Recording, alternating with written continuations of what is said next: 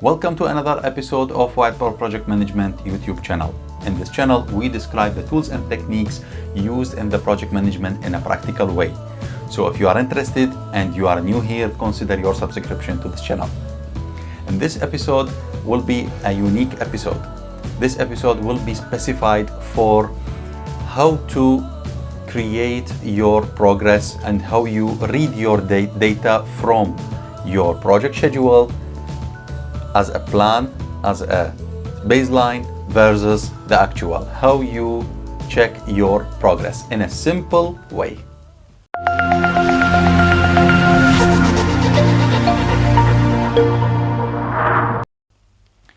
We learned from the previous episodes how to develop the project schedule.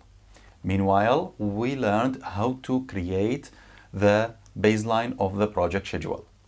We also went to the PC through two workshops, the developing project schedule and the project schedule progress of baseline and others. We learned how to create this schedule. Now we need to learn how to read the data and how to simplify the data from the project schedule and put it in a simple table, simple Excel sheet where you can read and you can see how you are progressing. You can see your progress in the actual way. So before we start, let's define one task. Let's take task A, and we said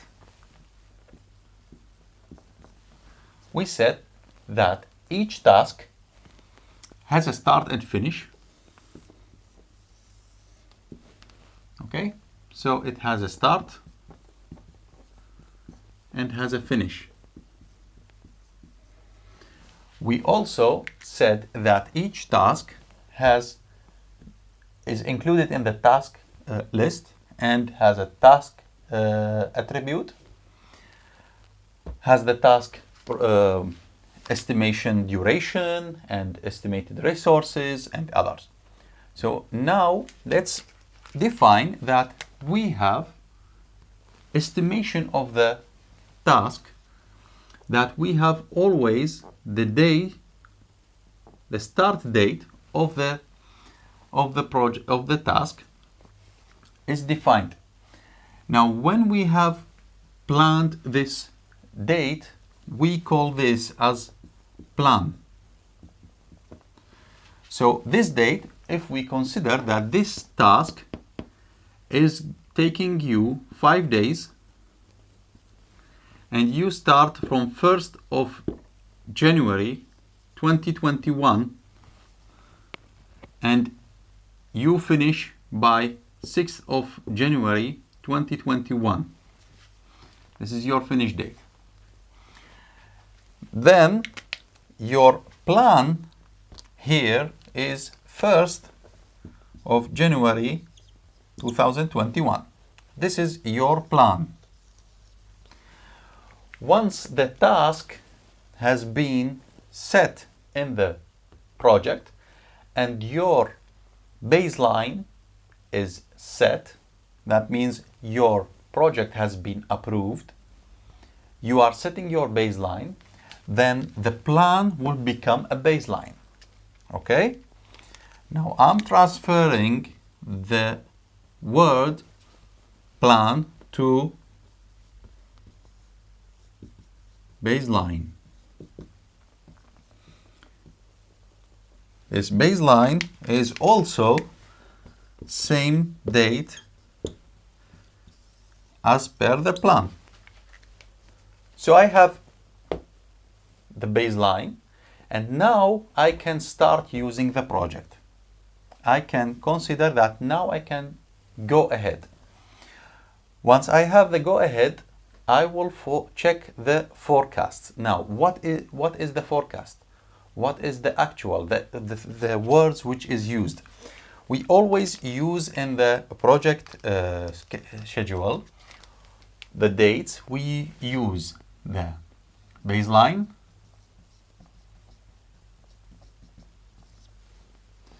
we use word plan, we use word actual, and we used forecast.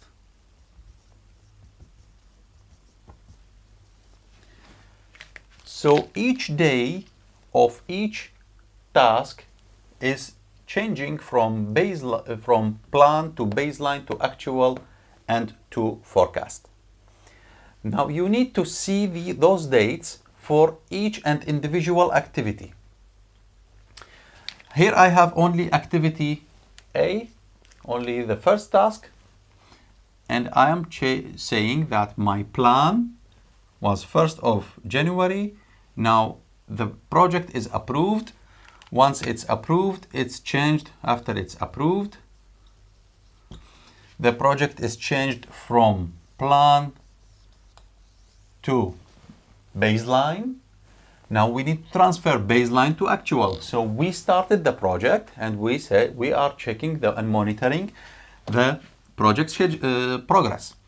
We are saying that on the first day, we have here on the first day, we are considering to check from this task, we are changing 20%. Okay. If we say that we have each day 1, 2, 3, 4, 5, each day 20%. So by end of day 5, we get this 100%. So if I am changing, if I am going to day 2, my plan is 20%. So if I already finished 20%, my forecast of the finished date stay the same. Now I have on the first day, when I start, my forecast is here. This is the plan and it's changed to be forecasted. But once I am changing to actual data to feed the project schedule with actual data, that means I am not saying in the first day that I'm not saying I have 20%. Maybe there was a delay because I have one resource which is required for this task and this resource was absent, was sick, was not available for a reason. So the task has not started. In this case, or the task has been started, but it's not achieving the planned 20%, but it was achieving, let's say, only 5%. So if the actual has not started from the beginning, it's shifted to the other date. That means you are still have work to do to complete the task percentage 100%. Okay, I'm not starting on the 1st of January, I'm starting on the 2nd of January, and the full 5 days I'm still have to do, and I'm pushing those 5 days, and my finish date is now becoming not 6th of January but 7th of January 2021, and this what we call, this is the forecast. So my forecast of finishing the finish date has been shifted. Okay? Simply, you have tasks to be done, you planned some percentage every day, and because you have a delay, you are pushing more. So when you look from the start point or from the actual date and you move forward, you check your plan versus the actual and you see the rest what to do, and you are pushing the rest away, and you see the forecast is deviating from the planned date. So those are the important words used in the project to be checked always during your project schedule checking and the progress. When you update your Microsoft project file, you need to get your actual start and finish, forecast start and finish, baseline start and finish. Plan, you can hide it because the plan becomes the baseline once it's approved. The project schedule, once it's approved, the plan moves to be a baseline, and then you feed the actual. Once you feed the actual, the baseline will be automatically calculated. Those are the things which you need to take care. And now let's move forward to another simple graph for those plan and actual. Just a simple graph. So I have here percentage and I have here the time. Once you are planning anything, you say in the first day, let's put it here in this way. Day 1, day 2, day 3, day 4, day 5, and day 6. Here you put 20%, 40, 60, 80, 100. Okay? Easy way to check.